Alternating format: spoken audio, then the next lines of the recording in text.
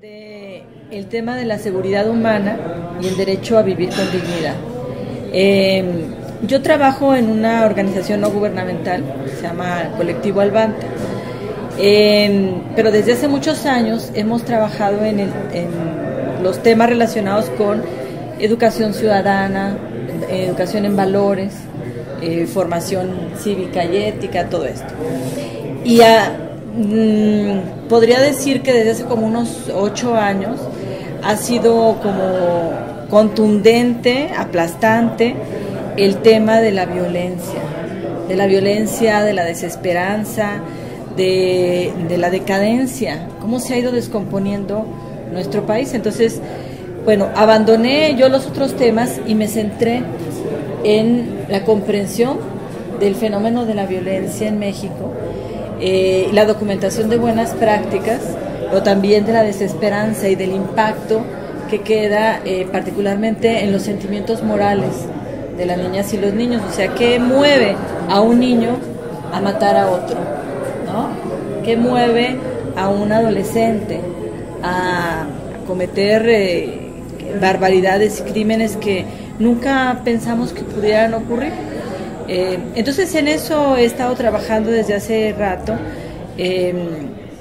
Hay un libro que a lo mejor por eso tengo algunos fans aquí, que hice a propósito de Chihuahua. Visité 5 escuelas, una de ellas aquí en Cuauhtémoc, para documentar el impacto de la narcoviolencia en las posibilidades de educar, y ver cómo en algunos casos hay una incapacidad de remontar esa situación, un desánimo, un dejar que todo pase, ya no es mi problema, me supera, miedo que paraliza a los maestros, a la comunidad escolar, etcétera.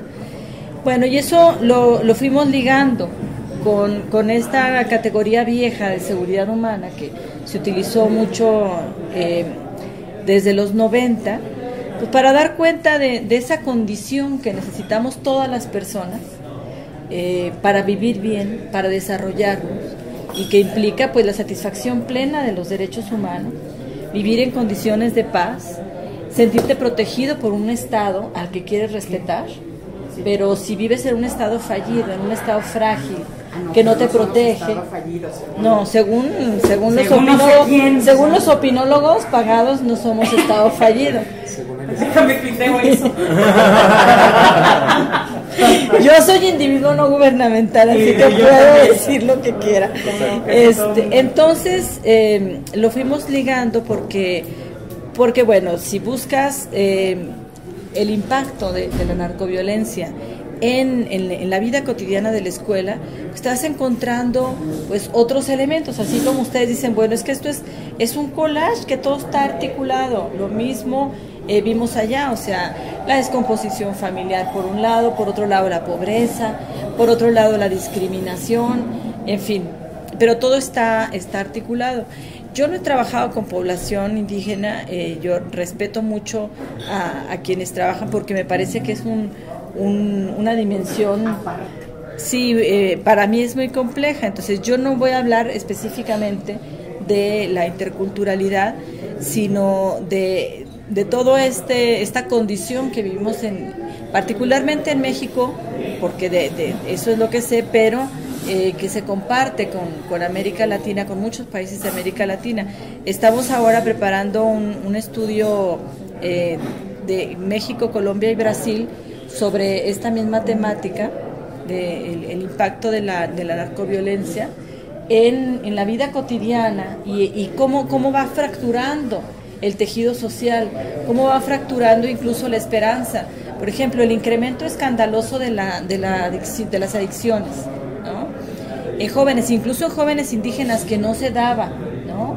Y que tiene que ver con una cuestión fundamental, que es futuro.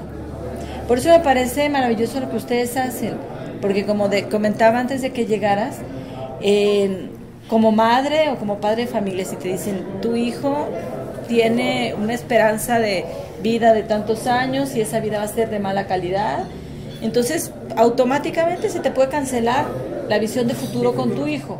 Y entonces esa es una vida que ya no tuvo posibilidades de ser buena o a veces ni de ser. Bueno, hay cientos, miles de jóvenes que están cancelando su futuro, ¿no? Y dicen, prefiero vivir intensamente y morir joven. Y entonces optan por el camino de las drogas, ¿no? O de la economía del crimen, ¿no? En cualquiera de los niveles. Entonces, me parece que sí está muy articulado y que yo la articulación la voy a hacer mañana, justamente a partir de esta dimensión ética, ¿no? De esta convicción de, primero, esta clave simbólica de, bueno, ¿dónde estoy? ¿Para qué estoy aquí, no? ¿Cuál es el sentido de mi vida junto con los otros? Y después esta posibilidad de futuro y de construir con nosotros también, porque lo que yo he documentado en las buenas prácticas es muy curioso, pero es esto mismo que están haciendo ustedes, o sea, asumir como colectivo el problema, que es enorme, ¿verdad? Y desde distintos frentes, porque si no lo haces así, te abruma y te supera y tienes miedo.